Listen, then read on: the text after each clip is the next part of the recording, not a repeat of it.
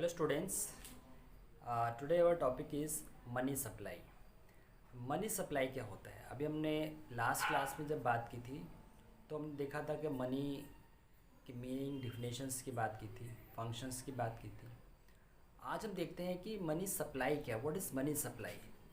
Money supply refers to the total stock of money in circulation in an economy at a given point of time.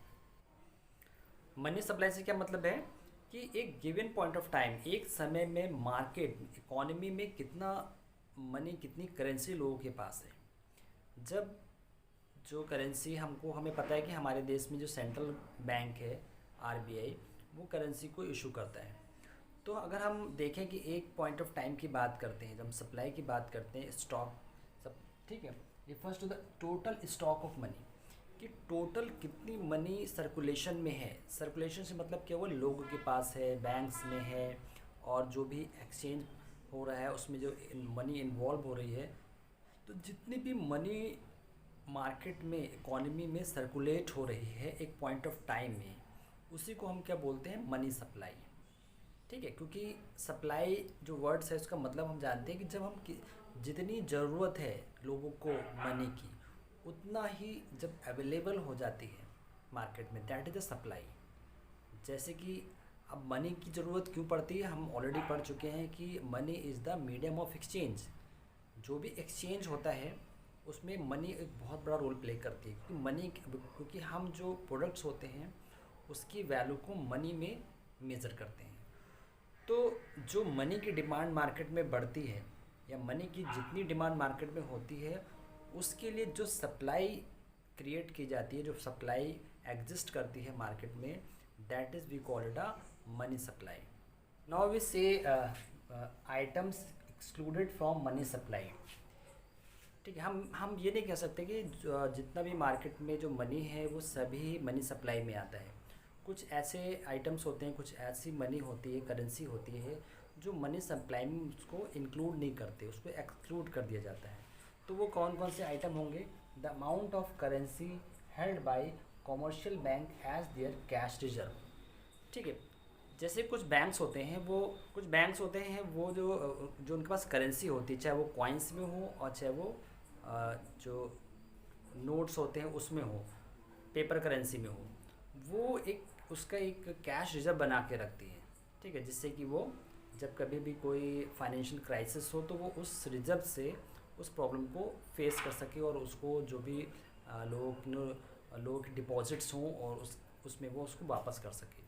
तो जो भी cash reserves होते हैं banks के पास, उसको हम मनी सप्लाई में इंक्लूड नहीं करते। Now net demand deposits against which cheques are issued. ठीक है, held by the commercial banks. Net demand deposits, जिसमें कि जिसको कि चेक द्वारा इशू किया जाता है, क्योंकि जो मनी सर्कुलेशन में है वो अगर उसकी नेट डिमांड, उसको जो इशू किया जा रहा है चेक के द्वारा, जो कि कॉमर्शियल बैंक अपने पास रखते हैं, जो चेक्स होते हैं जो इशूड किए जाते हैं and they are held by commercial bank, उनको भी हम क्या करते हैं? मनी सप्लाई में इंक्लूड नहीं करते। कह सकते हैं कि मनी सप्लाई एक्चुअली में क्या है कि जो करेंसी हेल्ड बाय पब्लिक, जो करेंसी मार्केट में सर्कुलेट है और पब्लिक के पास है एज ए एक्सपेंडेबल फॉर्म, कि जो पब्लिक खर्च कर रही है, उससे एक्सचेंज कर रही है, they are buying and selling the product and there exchanging with the currency, exchanging with the money. सिर्फ वही मनी को हम क्या बोलेंगे? मनी सप्लाई बोलेंगे। जो भी स्टॉक अवेलेबल है in the market as a money, as a spendable form, मतलब स्पेंड करने के लिए लोगों के पास जो मनी अवेलेबल है at a point of time, उसी को हम क्या बोलेंगे? मनी सप्लाई बोलेंगे। Now we discuss measures of money supply. Money supply को कैसे मेज़र किया जाता है? ठीक है, इसके लिए जो आरबीआई की जो सेकंड वर्किंग ग्रुप थी मनी सप्लाई पे, उन्होंने इसको एक्चुअली में डिफ़ाइन किया हुआ है on the basis of liquidity. ये देखते हैं कि कितनी लिक्विडिटी है मनी सप्लाई में, उसके बेस पे उसको डिफ़ाइन किया हुआ है, जो कि second working group of RBI on money supply, उन्होंने इसको डिफ़ाइन किया था। तो हम देखेंगे कि हम मनी सप्लाई को कैसे मेज़र करते हैं, उसके लिए कौन कौन से उन्होंने जो मेजर्स दिए हुए हैं आरबीआई ने, उसको हम देखते हैं। मेजर्स ऑफ सप्लाई में जो फर्स्ट मेजर जो आरबीआई ने दिया है on the basis of liquidity वो क्या है, M1। M1 क्या है, M1 है C plus DD plus OD। ठीक है, अब हम देखते हैं कि C का क्या मतलब है, करेंसी। करेंसी में हम जो कॉइन्स और जो भी उसमें पेपर करेंसी है दोनों को ही इंक्लूड करते हैं। ठीक है, जो सी में हम जो सी की बात कर रहे हैं जिसमें कि करेंसी की बात करते हैं, जहाँ पे कॉइन्स और पेपर करेंसी दोनों की बात करते हैं, हेल्ड बाय द पब्लिक। जो पब्लिक के पास जो भी करेंसी है, चाहे वो कॉइन्स की फॉर्म में हो और चाहे वो पेपर करेंसी की फॉर्म में हो, दोनों को ही हम यहाँ पे सी से डिनोट कर रहे हैं। ठीक है, और डीडी से क्या मतलब है, डीडी से मतलब है डिमांड डिपॉजिट ऑफ बैंक्स। जो भी डिमांड डिपॉजिट्स होती हैं बैंक्स में, ठीक है, जो भी डिमांड डिपॉजिट्स होती हैं बैंक में, जिसमें कभी भी किसी भी टाइम जो उसके होल्डर्स होते हैं, जो अकाउंट होल्डर्स होते हैं, वो जब भी चाहे वहाँ से वो मनी को विड्रॉ कर सकते हैं। तो इसके बाद अदर डिपॉजिट्स हैं। अदर डिपॉजिट्स में जिसमें कि जो क्वासी गवर्नमेंट है, फॉरेन सेंट्रल बैंक्स हैं, या जो इंडस्ट्रियल बैंक्स हैं, तो ये जो होते हैं इनके जो डिपॉजिट्स होते हैं बैंक्स में, उनको क्या बोलते हैं, हम अदर डिपॉजिट्स बोलते हैं। Industrial development bank of India, foreign central bank, IMF, world bank, इनके द्वारा जो भी डिपॉजिट्स किए जाते हैं बैंक्स में, वो सब किस में आते हैं, अदर डिपॉजिट्स में आते हैं। Now the next major is M2। M2 जो नेक्स्ट मेजर जो आरबीआई ने दिया था, उसमें उन्होंने उसको कैसे डिफाइन किया है, M1 में जैसे कि हम ऑलरेडी पढ़ चुके हैं, जिसमें हमने currency plus demand deposit plus other deposits, ये तो वो रह गए M1 में। उसके साथ उसमें एक और चीज़ जोड़ देंगे, saving deposit with the post office. ठीक है, सेविंग बैंक्स जो भी डिपॉजिट्स से उसमें किया डिपॉजिट, जो पोस्ट ऑफिस में डिपॉजिट किया, सेविंग बैंक्स में जो सेविंग डिपॉजिट किया जाता है, सेविंग अकाउंट्स खोला जाता है पोस्ट ऑफिस में, यहाँ पे हम M1 में अगर उसको जोड़ देते हैं तो वो हमारा एक दूसरा मेज़र बन जाता है M2।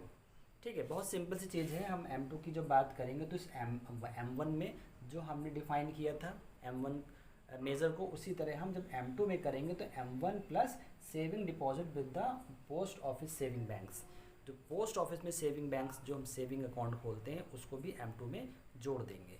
नाउ द नेक्स्ट जो मेजर्स है वो क्या है, M3 में हम क्या करेंगे, M1 plus net deposit with commercial banks. M1 में हम क्या करेंगे, जो भी नेट डिपॉजिट होंगे कॉमर्शियल बैंक्स में, M1 तो हमारा है करेंसी है प्लस DD है प्लस OD है, जिसमें नेट डिमांड डिपॉजिट्स है एंड अदर डिपॉजिट्स हैं। लेकिन जब M3 की बात करेंगे तो हम M1 तो लेंगे, उसके साथ में net time deposit with the commercial bank, जो टाइम डिपॉजिट्स होते हैं। ठीक है, जो भी लॉन्ग टर्म में जो डिपॉजिट फिक्स डिपॉजिट है और जो भी हम लंबे समय तक जो भी डिपॉजिट्स किए जाते हैं, वो सारे क्या आएंगे, टाइम डिपॉजिट्स में आ जाएंगे। तो उसमें हम M1 के साथ उसको भी ऐड कर देंगे। लास्ट मेजर क्या है, M4। और M4 में आरबीआई ने क्या डिफाइन किया है, M3 plus total deposit with the post office. ठीक है, अब यहाँ पे हमने क्या देख रहे हैं, जो M3 को हम ले लेंगे, M3 में हमने क्या लिया था, M1 plus net time deposit with the commercial bank. अब M4 जो में हम कैसे डिफाइन किया M4 को, जिसमें M3 को ऐड तो कर लिया है, प्लस उसके बाद total deposit with the post office के टोटल जो डिपॉजिट्स है उसको भी उसमें ऐड कर लेंगे। अगर M3 में हम टोटल पोस्ट डिपॉजिट को हम ऐड कर दें तो जो हमारे पास जो नया कौन सा मेजर आ जाएगा, M4। तो इस तरह से अगर हम देखें कि हम अगर मनी सप्लाई को हमको मेज़र करना है तो M1, M2, M3 and M4 करके जो आरबीआई ने हमको एक मेज़र दिया है कि हाउ टू मेजर सप्लाई, तो this is the only a basis. इस तरह से हम उसको मेजर कर सकते हैं।